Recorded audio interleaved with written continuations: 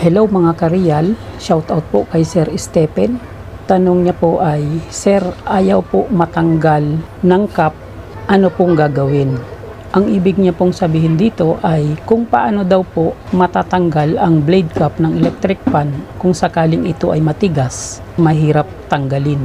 Ang blade cap po ay minsan mahirap tanggalin kung ito ay sumikip dahil sa kalawang ng shafting, nilalagyan ng tiplon or glue. At ang isa pa sa mahirap ay kung nilagyan ito ng may tiban. Kasi ang ibang may-ari nito, pag maluwag ang blade cap, nilalagyan nila ito ng may tiban para hindi matanggal. Kaso, pag nakapix na, mahirap na ito tanggalin ulit. Kaya sa ganitong sitwasyon, iisip at gagawa tayo ng iba't ibang teknik, pamamaraan para ito ay masolusyonan. Kaya salamat po sa tiwala nyo, Sir Stephen, at sa lahat ng aking mga subscribers dyan, lalo na sa lahat ng mga masisipag mag-like and comment sa nakaraang latest video ko na sina Sir Ariel Labasan ng Nueva Ecija, Johan Harawe, Zamboanga City, Joel Seldora, Edgar Macam, Donato Matias ng Pasay City, Jesse Gabriel Rivera, Jamal Dan Cads, Edgardo J. Ardatu, Roel Lagarto, Manuel Flores, Lorenzo Advincula Jr., Florendo Isidro, Dios Electrical Vlogs, Nori Garcia, Papa Peds, Ben Tambling, si Dario R. At ganun din po sa lahat ng mga silent viewers ko dyan na alam ko na nanonood kahit hindi po kayo nagko-comment. Mega shoutout po sa inyong lahat. Okay, patuloy na po tayo. Sa video pong ito ay ipapakita ko lang po ang aking technique, pamamaraan para matanggal ang blade cap ng electric fan na mahirap tanggalin. Ito po ay demonstration lamang para ipakita at masagot ang tanong ni Sir Stephen at sa iba pang nakaka-experience ng ganitong problema. Kung mahirap tanggalin ang blade cap ng inyong electric fan, ganito po ang ilan sa aking mga technique, pamamaraan. Baka inyong magustuhan at makapagbigay sa inyo ng idea.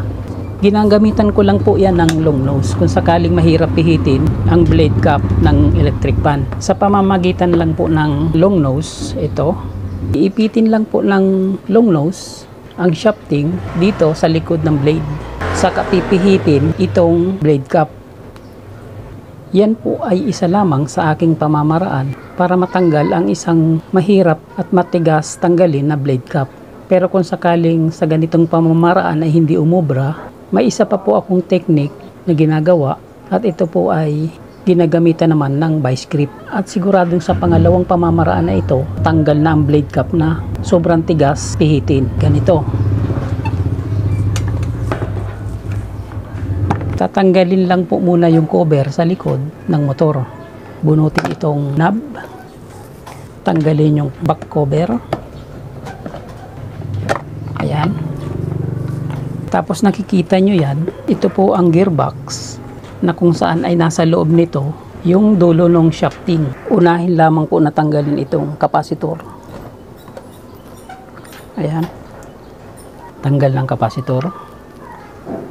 Para hindi mahirap tanggalin ang gearbox, tanggalin din ang swing arm.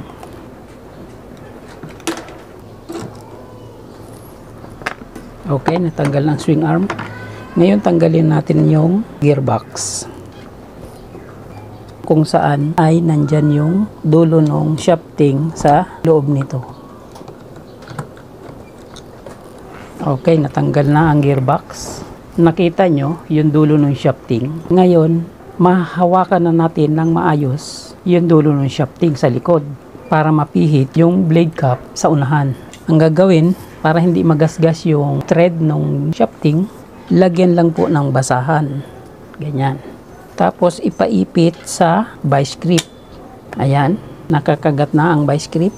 Ngayon, pwede na natin pihitin yung blade cap sa unahan. Yung vice grip ay nakakagat sa dulo ng shafting sa likod. Siguradong mahigpit na ang pagkakakapit ng vice grip. Wala nang galaw ang shafting nito.